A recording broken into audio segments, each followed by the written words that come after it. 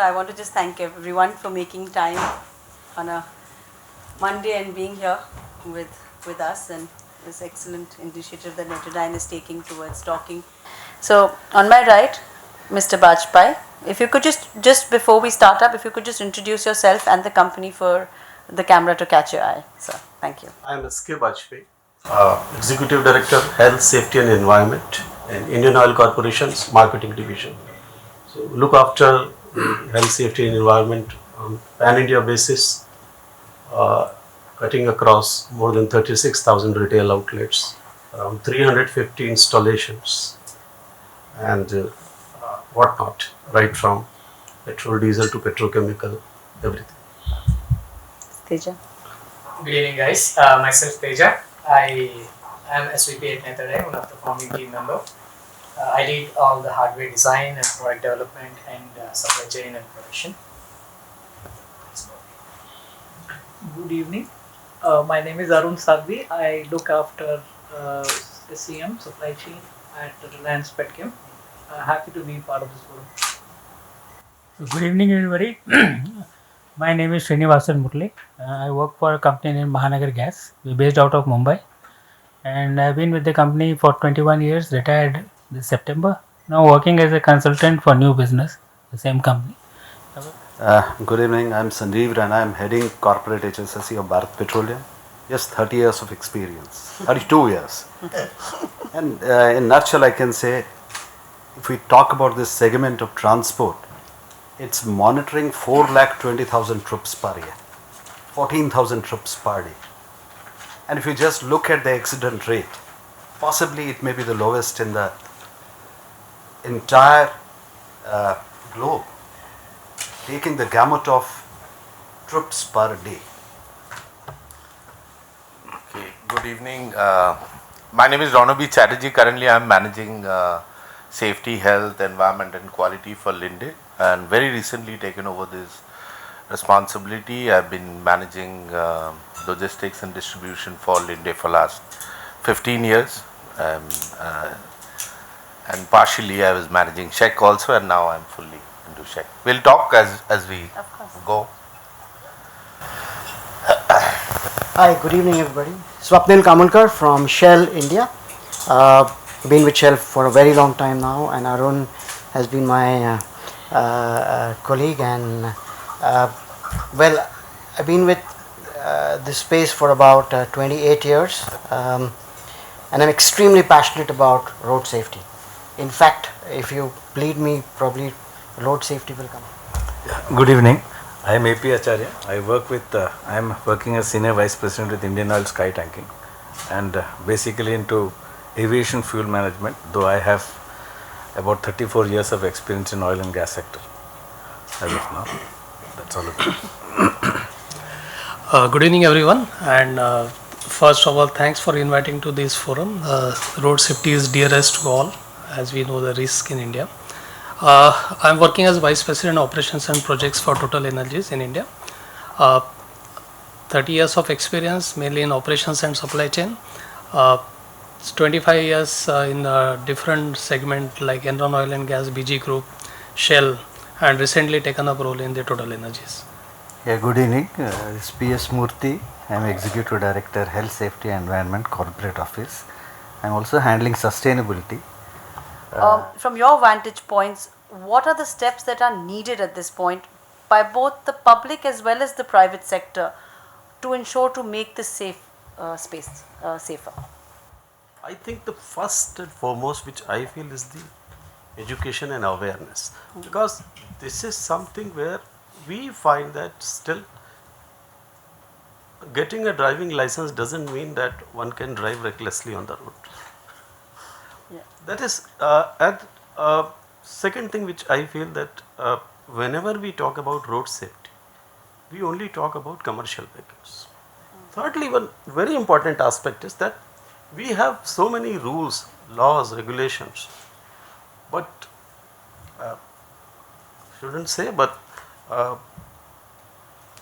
we needed one very unfortunate incident near Mumbai to remind us that the passengers sitting on the rear seat also need to wear seat belt. That's something that's because that there is a lack of enforcement. It's not a uniform enforcement. Thirdly, we have been constructing national highways, but uh, why do accidents happen? One very important aspect is that the localities which are on the both sides of the highway, they need to be provided either an underpass or a flyover to commute across. That's one reason on highway we find that people are driving on the wrong side of the road. They are trying to cross. Those who are driving on the highway, they are at high speed, 80, 90, 100, and then all of a sudden someone comes. So the highway needs to be, there has to be a good engineering practices. And the last one which I feel which we, with Mr. Salvi, we have discussed it in one conference last week only, that we need to have better emergency and rescue facilities on the highways. That is something which I feel, that is something which is missing as of now. They are there, but not all across the India. That is something which is very important. Is that precious little time which we have after the accident, it can really save lives. Mr. Salvi, I have a point to add on to what Bajpai said. I feel it's very important. मैं जो मानता हूँ, I always say that सड़कें बोलती है. Roads have a language to speak. They speak the language. And how many of us understand that language? What is the meaning of the dotted line? What is the meaning of the solid line on the road, on the sides? Have you understood ever? Yeah, I'll just give a different aspect or what. Road safety is a very bigger aspect where a lot of things are involved, many things spoken by the people, and many of us are safety professionals. So whenever we do any industry operations, we take care of basic safety, industrial safety, process safety by doing the safety case as of, and we think about various barriers, preventive barriers, control barriers, and the corrective barriers. When we talk about education and awareness, as a country, is that study has been done and where the education has been given, what are the preventive barriers, like whatever education, the trainings, competency we are talking, or the infrastructure we are talking, control barriers, what sir talk about the crossing of the highways, and the rescue like corrective barriers. I think these need to be segregated, communicated and educated people.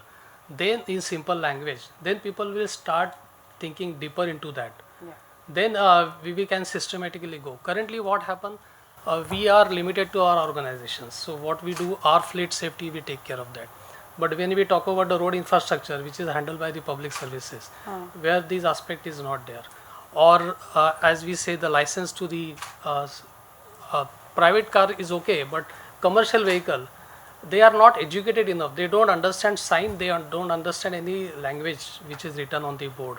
So all these aspects need to be considered together, and then if that awareness started, government started creating or any public services started giving, then I think improvement will start coming. Otherwise, it will limited to every organizations and small forums.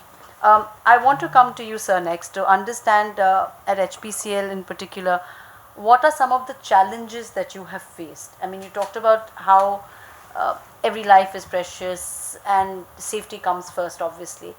But what are the challenges, as we talked about, highly flammable liquids that you deal with? What are the challenges and what are your mitigation strategies? See, for us, as I said, 38% of our product is moved by road, and it's not just about the accident that takes place or a death or that takes place. It's about the potential what can happen. We carry flammable products, and if by chance it's only a pure road accident, it's limited to injury or death. But if anything is other than that, like he tries to go to the curb and tilts, and there is a possibility of fire taking place, and much larger area. We have had LPG accidents also, where they got overturned, and systems are well contained, but still there is a possibility if some one of the safety valve ruptures or from one of the gauging points ruptures, there is an LPG leak and whole highway is closed. So we have across the country, this we are not alone in this. industry we help each other, IOC, BPC. Every plant, every location in oil industry is equipped to handle emergencies. They rush to the spot, they take the help of the cordon of the areas, and all officers are trained for that. So we have equipment also, emergency response vehicles are there to evacuate product. So this is a well established thing, so that whatever accident take place doesn't go into a disaster. So that part is well taken care. But I would say, and we also are concerned about what our contribution of our fleet movement to road accidents. So what do? We have vehicle tracking systems there. We have transport agreement with all the. It's a common one similar to what everybody has. Okay. We have guidelines that they should not go beyond 60 kilometers. So when all these conditions are there, speed, no night driving, no hard braking. Hard braking means applying brakes suddenly, which can cause that sound comes in the filmy side. no hard braking, and so all these, when all guidelines are there, and how do we enforce them? This becomes a challenge. So that's where we have vehicle tracking system has been implemented. So we monitor, but just imagine the number of vehicles on road, and per day 26,000 and violations each vehicle.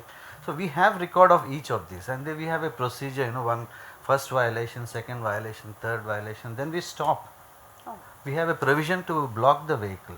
So all this is just purely for enforcing what we feel are safe driving habits.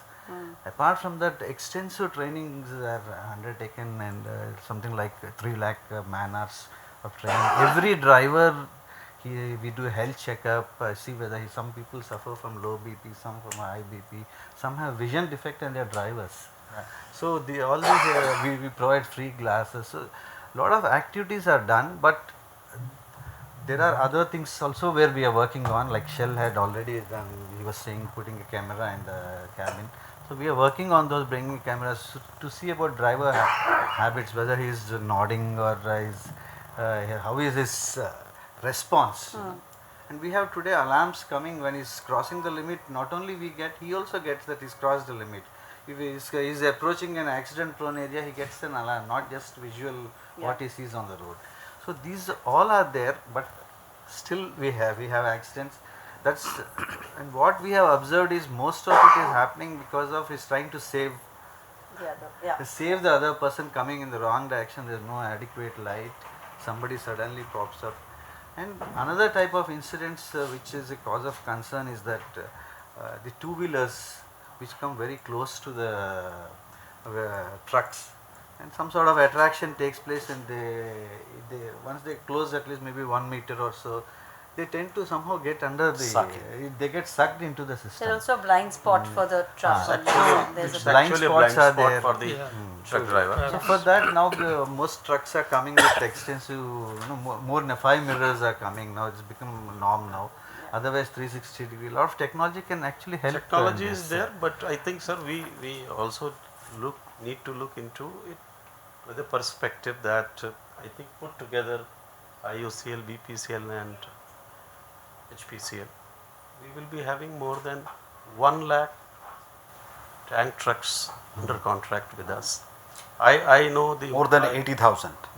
More than 80,000. I have 54,000 on contract. 54 plus. इनके 18 हमारे 18 लोगों को we load 28,000 trucks every day, which cover close to 42 lakh kilometers every day. I was just saying, we deliver 27 lakh cylinders every day to households. We sell 1,78,000 kiloliters of MSHSD through our outlets every day. Absolutely. And if you look at it, 28,000 per day, and today say I am on 11th of December. So from say 1st of April till today, the number of road accidents which I have had is only 51. But I must say that in addition to all the proactive measures like training, medical health checkup, screening of safety films, providing them, but one very important aspect which with the help of technology which we have done, is that we have prohibited night driving. And that has something which actually, when we were analyzing these accidents last year, we could not relate the time of accident, that whether is there any pattern in that. But we thought if he takes rest, he would be definitely much better place to drive during daytime. So what we have means the entire country is being monitored by a call center. The moment it is 12 o'clock, driver gets a call on his phone that it is 12 o'clock, please park it to the nearest IOC retail outlet. Because that's also one of the problem for all the commercial vehicles. We do not have safe and secure parking place on the highway. Yeah. That's very important reason. So that's why we tell them that from 12 o'clock till 5 o'clock, you will take rest at the nearest outlet, because it's a safe, secure, it's our outlet. So it would be safe. This is more or less in entire oil industry, whether it's IOC. It has result. But I just want to bring Mr. Salvi in for a minute there, because as you head the supply chain of the petchem, to balance these risks with efficiency, because that is also a challenge, because you want to keep your fleet safe, but one would also say that not driving, giving them rest between 12 and 5 is an excellent move, and maybe longer. But data has also shown that a lot of accidents actually happen in the mornings. So data actually tends to suggest that morning accident numbers are much higher than the late night driving. What are the challenges you faced, Mr. Salvi, to balance that efficiency versus risk for your fleet? So, I think balancing efficiency and risk, I think the moment you add safety into the Mix. Cost versus service balance, and get this triangle, I think it's very clear that safety becomes a priority. It is not really that I need to minimize my risk and still, I think that was the old thought process in terms of to reduce my risk as low as possible and still stay in business. That's what they would say. That doesn't really mean that I don't want to really have a gold-plated truck with all the cameras and all the processes in place, but still not being able to manage safety, because the factors are large. Okay. So when you come to when you talk about the challenges, every pillar of safety would have its own set for every organization, and we talked about the drivers and scale.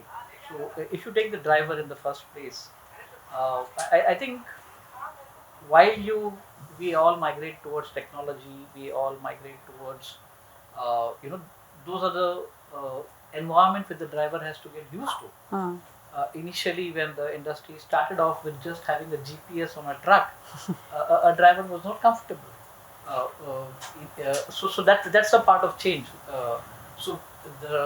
But definitely, when you reach a stage where a driver is comfortable with a camera, is the next step, basically, because then he knows this is for my safety. It's not to monitor you, but it's to not keep you definitely safe. to monitor, because a driver's life is in the cabin of a truck, and that's where, if you have a camera 24 hours with you, is a journey to take him through this change as well, in terms of keeping roads safe and keeping him safe as well. And we still haven't heard from Mr. Murali as well, and jump and swap. I just very quick on the night No, you driving. don't have to be quick, please. Go for it. So I think we were at the stage of stopping to night drive at about 20 years back. We've reintroduced night driving, and I'll tell you why. We have no penalties for harsh braking, because we know the reason for harsh braking, and thanks for you guys in India, but globally as well. So night driving per se is not a problem. The fact that you make the driver drive through the day and the night is a problem.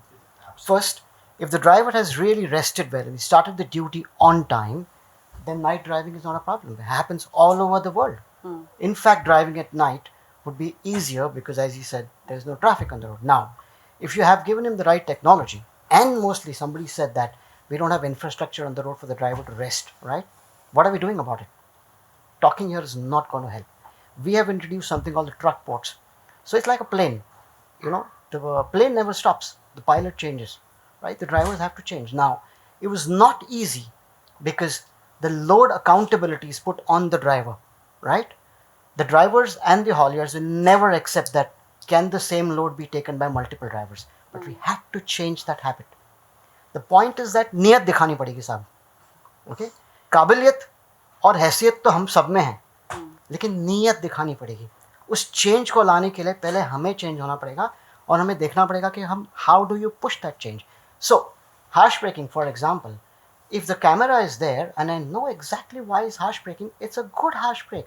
I reward the driver for doing it, because if he wouldn't do it, he would have had an accident. Otherwise, what are we doing? We are punishing him for harsh braking because we don't know what happened.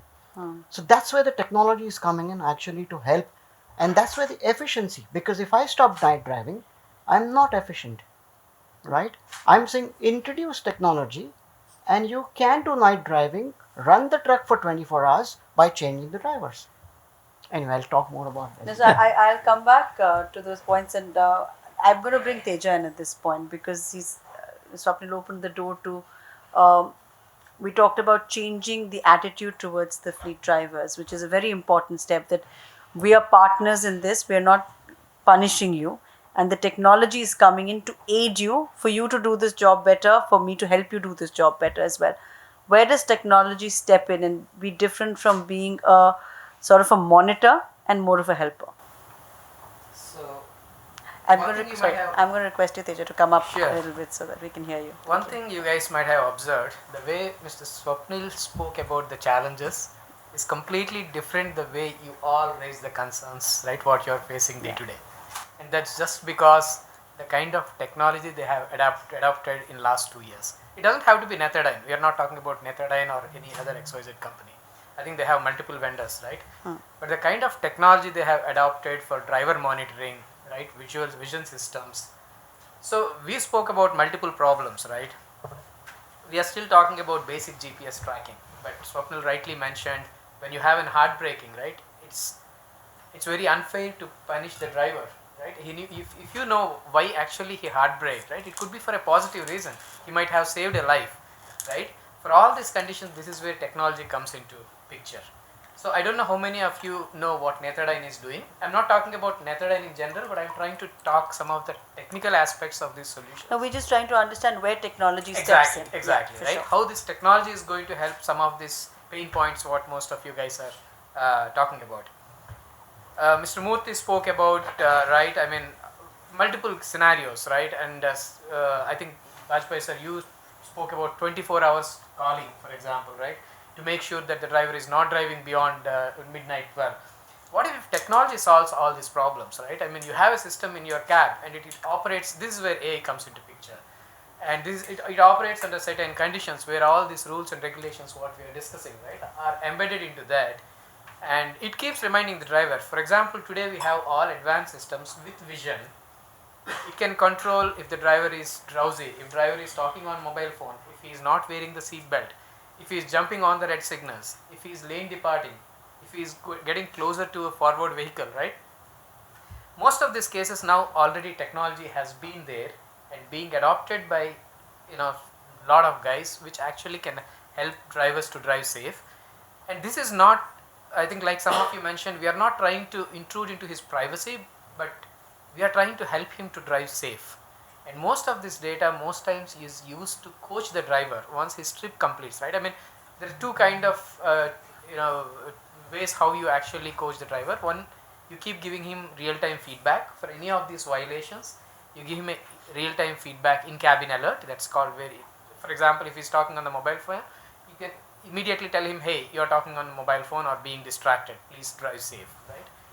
Or you actually upload these alerts data to the fleet manager real time, and then the fleet manager will have a coaching session once he's back from the trip. Sometimes that's too late, right? This is where the real time feedback to the driver matters, and that can happen only if you have edge processing capability. Edge processing capability means everything pretty much embedded into the small camera system which is sitting on your cabin, and actually can detect any of these violations, either driver behavior or driving behavior, and can immediately alert him for those events. That is where it actually helps drivers to get better. For example, once he is alerted about a traffic light signal, next time while he gets to the next traffic light signal, he obviously will get more aware of, right? He will be very conscious about doing or repeating it again. So this is what technology, can help in terms of, coaching the driver. By the way, in most companies like Netradyne or any of the competitors in this technology, we talk about coaching the driver. We don't talk about monitoring. We don't use, words like monitoring or penalize the driver. We don't use them. We talk about coaching the driver, assisting the driver.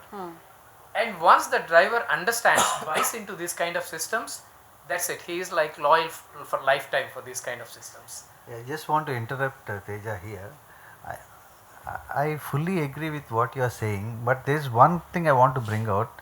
They are not averse, drivers are not averse to using technology. They understand that it is for their safety, and it's not that they get penalized, and it's not for monitoring of what transport discipline guidelines. They understand it because these are not enforced in such a way that it's not a matter of life and death for him, it's a matter of losing a job. It's not that. So they understand this and they respond well. What their concerns are that that it's not they alone. That's what we have to understand. Like night driving, you can have all systems in place, but maximum violations happen in India in night on traffic. Nobody stops at signal. So you go to Europe or any other country, it doesn't matter what time of the night it is, people stop. So why we discourage is that how do we enforce who is driving? We have that whether driver is getting enough breaks or not. Hindi में कहते हैं ना sir, India में by बिन होत न प्रीत. By ज़रूरी है अगर आप इम्प्लीमेंट करवाना चाहते हैं किसी चीज़ को. The biggest challenge, what I was just for it bit deviating, the biggest challenge is the third party accidents. 30% contribution on account of third party. You may be driving fine, you may be using everything, but somebody else hits you and he loses his life.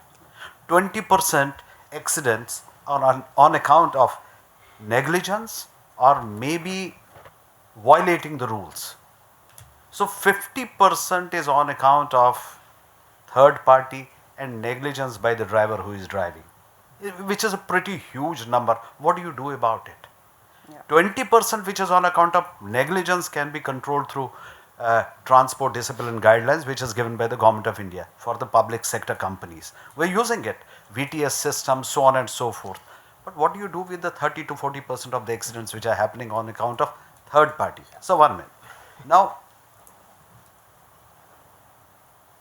basically what I am trying to say, the biggest challenge is creating an ecosystem where everybody understands what driving means. We have integrated our SCADA with IVMS and with Google API. Okay. Now with these three, in our case the problem is because we operate a gas business, so from our mother station to our daughter booster station, safe driving is important. Timely reaching the material also important. Yeah. So for that, if we tell them that if you reach in this much time, you will get a bonus, so then they will start overspeeding, they will start all kind of things. So what we did was that with Google API, we are monitoring where we have you have a route risk assessed, and we have couple of routes risk assessed for a mother station to a daughter booster station. So in a risk assessed route, we find that there is huge traffic. Then we divert it to the give him a that you please use this route here. There is less traffic, so less chance of an accident. So with all that, what we have really achieved is that we have tried to reduce the third party. So that is our major contribution. In my 22 years, I have never seen any driver lose his life or any vehicle overturn or anything. But AI is important, driver monitoring is important. Yeah.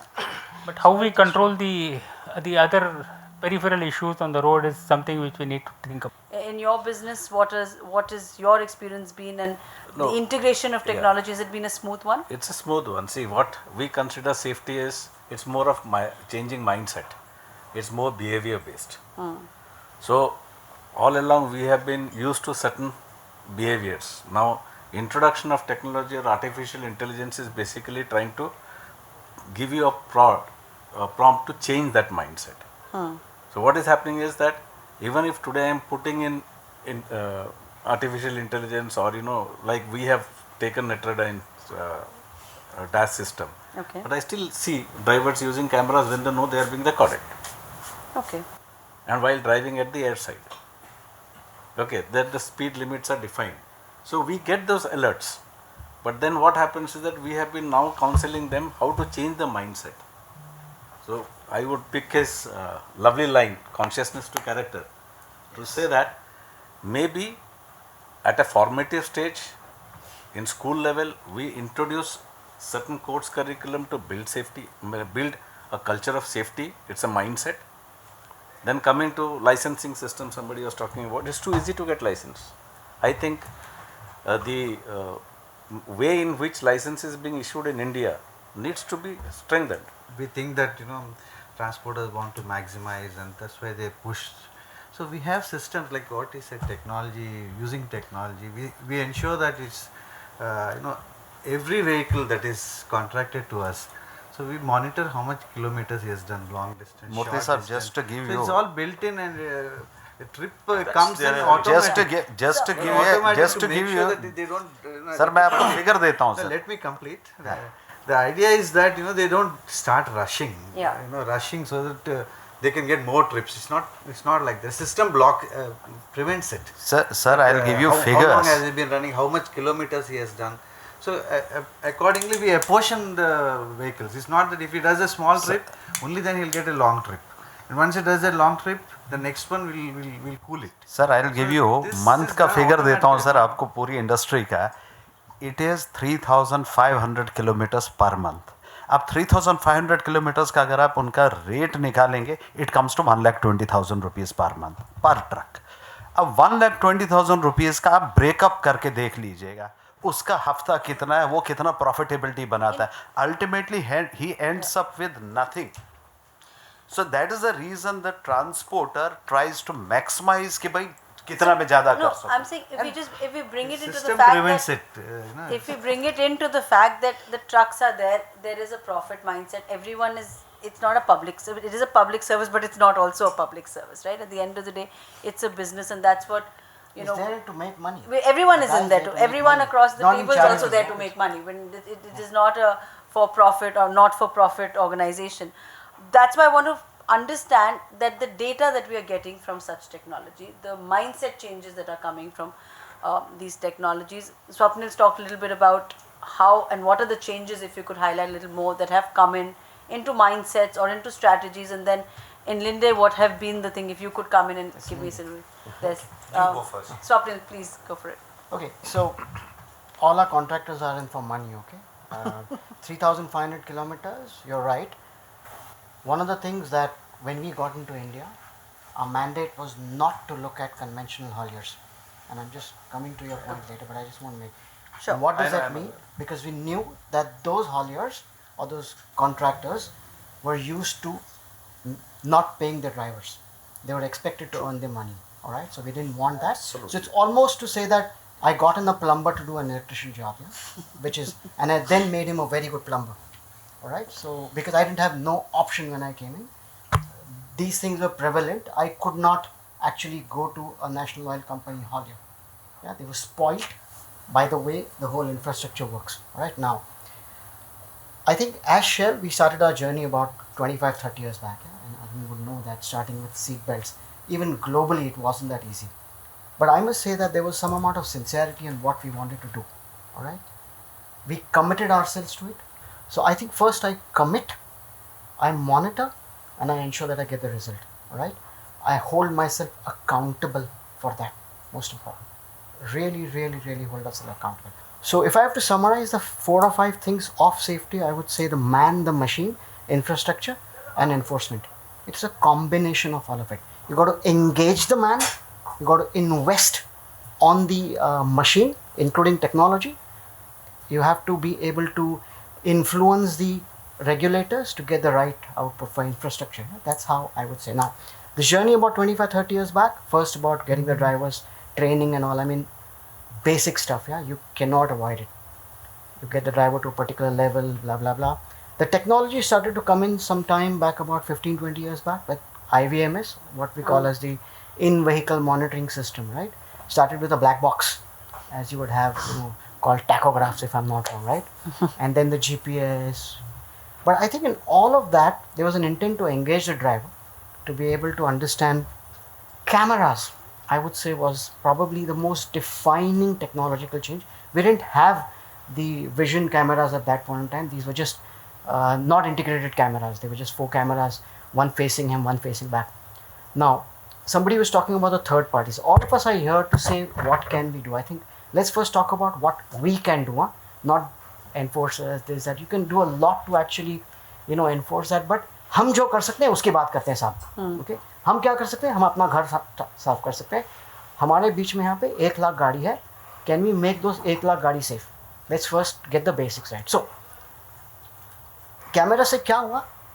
That the driver was very confident that if a third party is going to come and hit me, I'm going to stop in my tracks. Somebody just spoke about the driver taking an evasive action to stop the hit. Alright? मेरी तो 50-60 ton की गाड़ी है. If somebody is going to hit me, nothing is going to happen to me. But if I don't take that evasive action, the police is going to catch me. My organization is going to harass me. I've spent months and months and months investigating what happened. Because when a third party drives, guy dies crashing, I'm responsible. And that's what my accountability.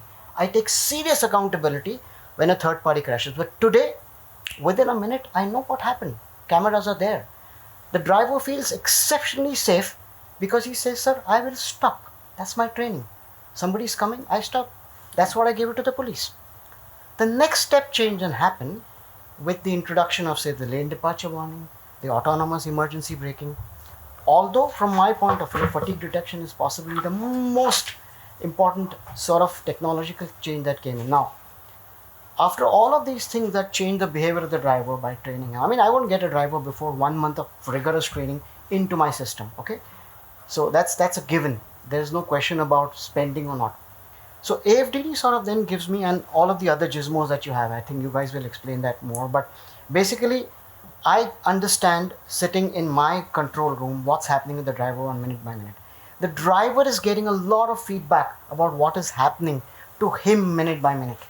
Alright?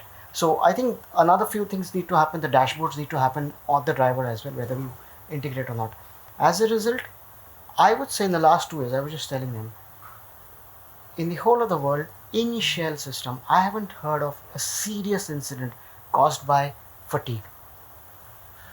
So today all I run around, not as big, we run around 750 trucks in India, and all our vehicles are equipped with 6 cameras with an F&D camera, which is backed by a transport operation center, which, because I used to manage supply chain for Southeast Asia earlier, so that's where back in 2017 we started in India. We have a transport operation center which monitors all these vehicles live. And earlier it was people, 20, 30 people sitting and working in shifts because it was managing 9 countries.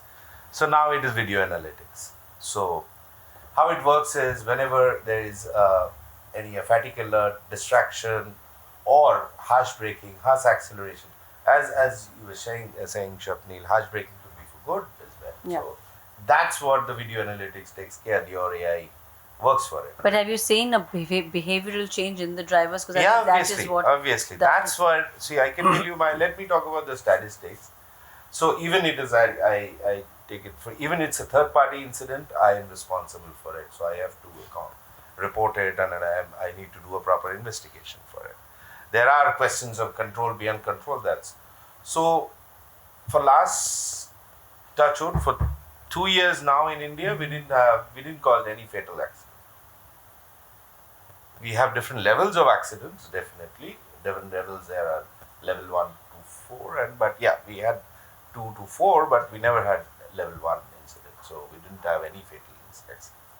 So now our vehicles, we have invested on the vehicle. So in besides the ADAS system, so talking about the AI, this is what is helping. Now my entire TOC operates out of video with AI system. So, and each of these driver profiling is based on AI. So 60% of it is based on his behavior on the equipments.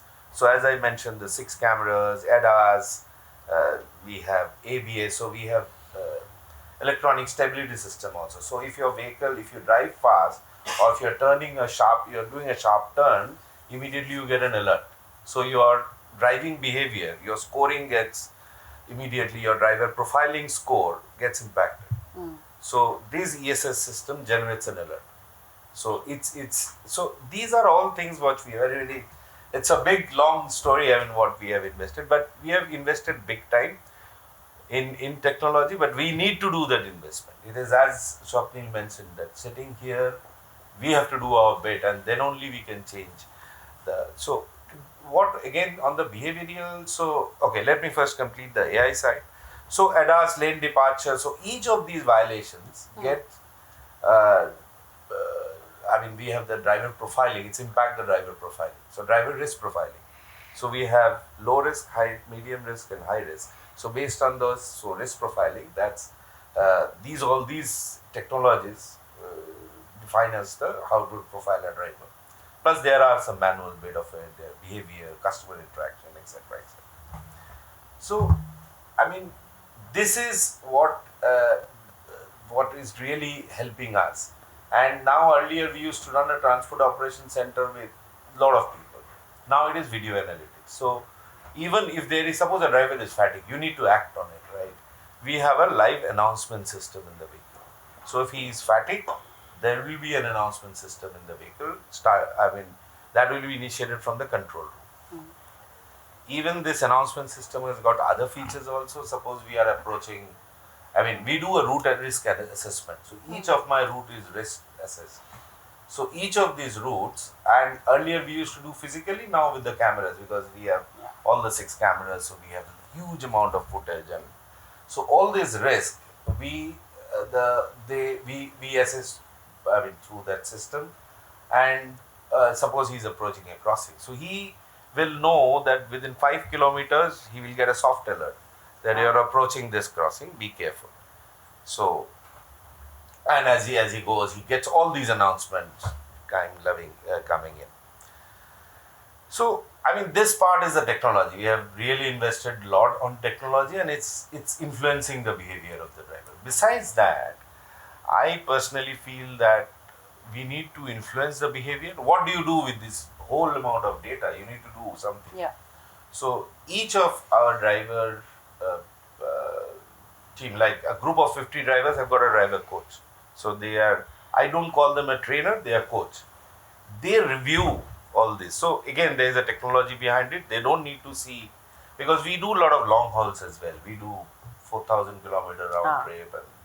But at any point, culturally, was there any hindrance, or was it well accepted, the AI incorporation? Can I just add one Yeah, thing? please. So, technology cannot be looked at in isolation only for safety. Yeah? Technology cannot be looked at in isolation as a safety initiative. You've got to integrate with your efficiency and optimization. That's where the output or the payoff comes in. Right? If I were to say only I want to invest in a rollover prevention device, it's going to be expensive and a huge investment which will not get you the returns. It's only when you sort of look at it like 3,500 kilometers, if it runs, you'll not justify having a technology on the vehicle. So you've got to get the efficiency out of it. Yeah, I was coming to that basically. And then, So we have, your vehicle needs to run 6,500 kilometers per month. To get the return. Yes. Sure. So how do you do that? Otherwise, How do you do is that? not going to. So that's what Swapnil was mentioning. This is That what staggering more than system. that. We call it relay system. So now in some sectors we run 24 hours. So we operate with one driver, one helper. So and driver duty hours and working hours through the system we monitor it. Because whenever a driver gets into his weeds, with his face recognition, his duty hour is activated. Even in breaks, he knows he needs to take 4 hours. Every 4 hours, he needs to take a break. So when he gets off, his breaks time starts. And when he gets in again, his duty hour starts, but in a span of 8 hours. So if in 8 hours, so our business is not that organized. In certain segments, we are operating 24/7. Rest we don't drive on night. Okay. But in certain I would segments, like to just comment Yeah. there. Yes. To add, so we talked about all the data, AI and tech for a good amount of time on the driver and trading partner. Just adding on what Swapnil about.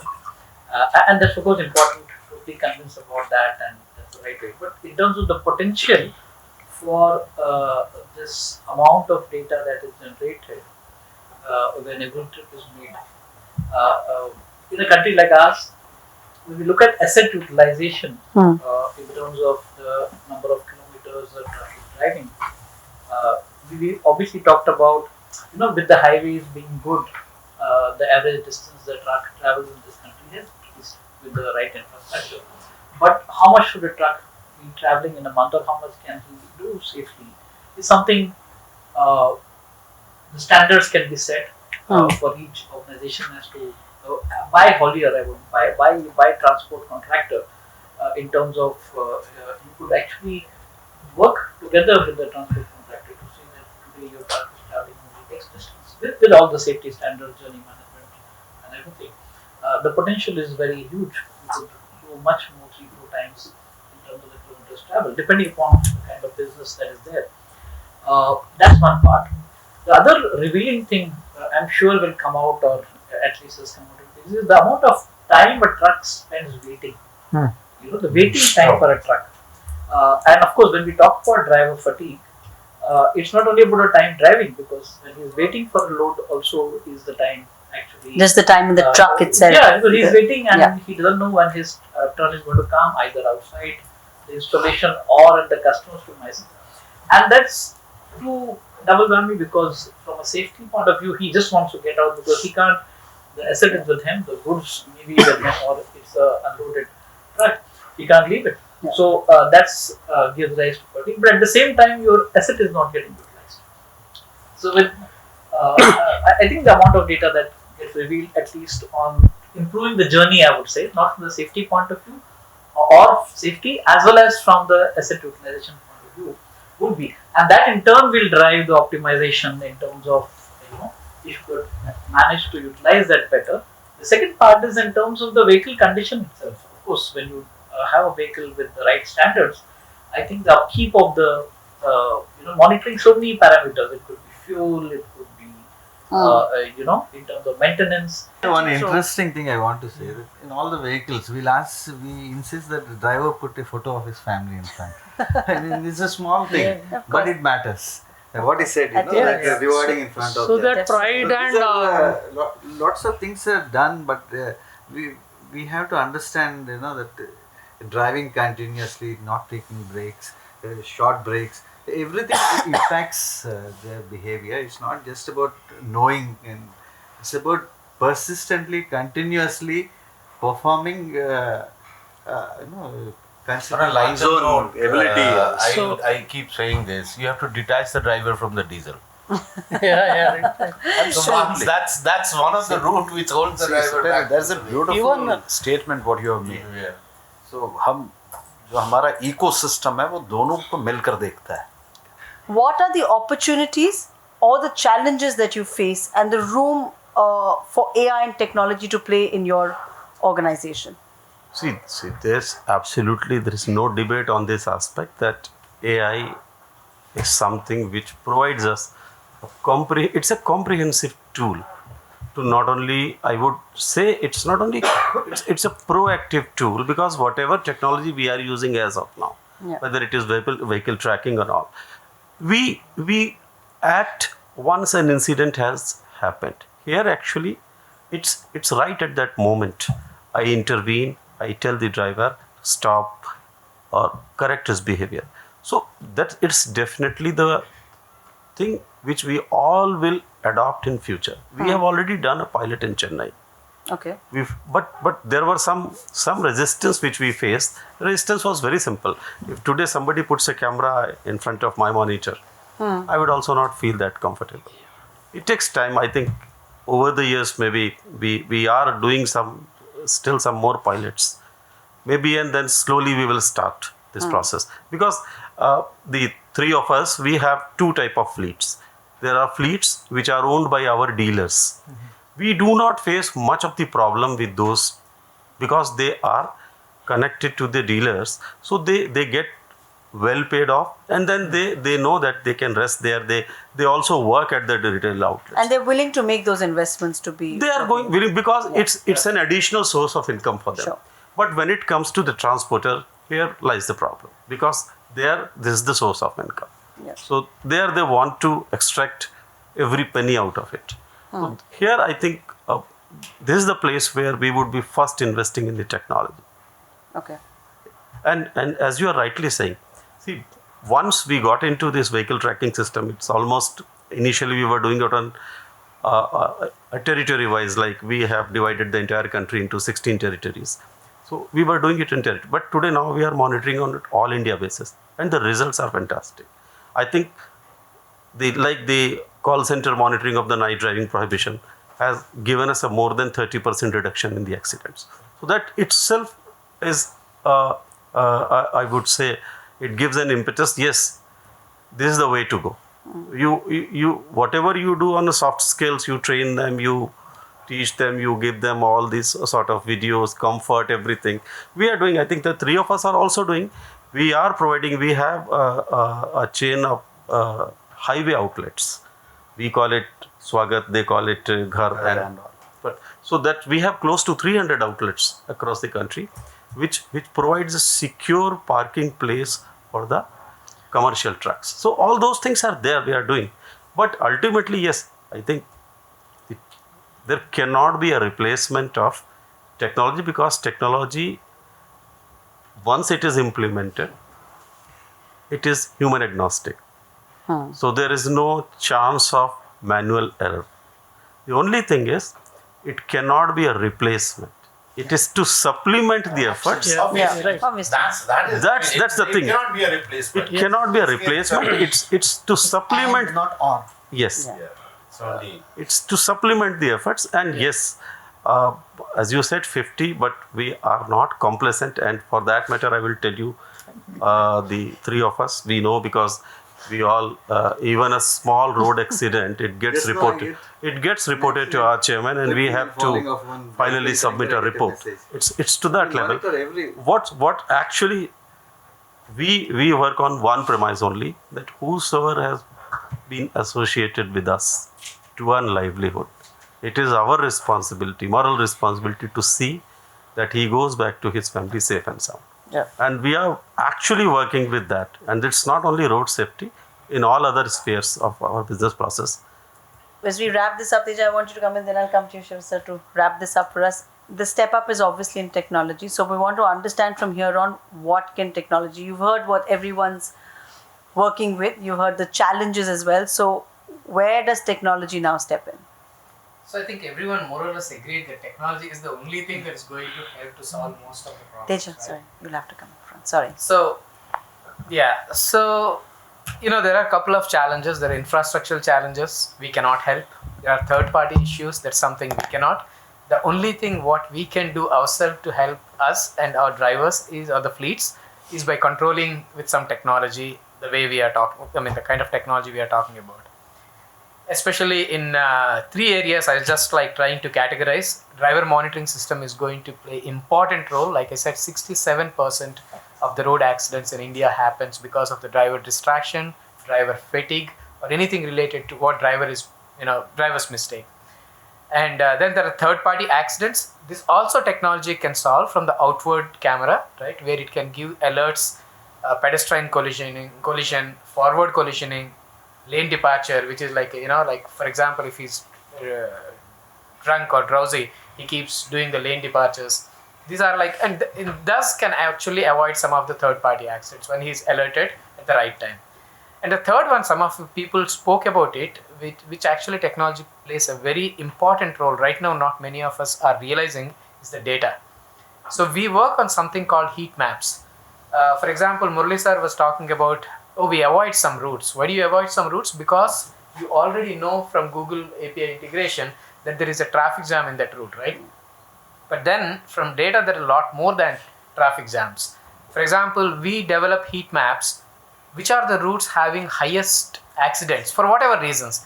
It could be there are a lot of junctions. It could be a lot of blind spots. There could be a lot of the roads are not right. Pedestrian crossings. Pedestrian crossings for multiple reasons. So we developed a lot of heat maps to tell these are the routes which has highest risk for different conditions.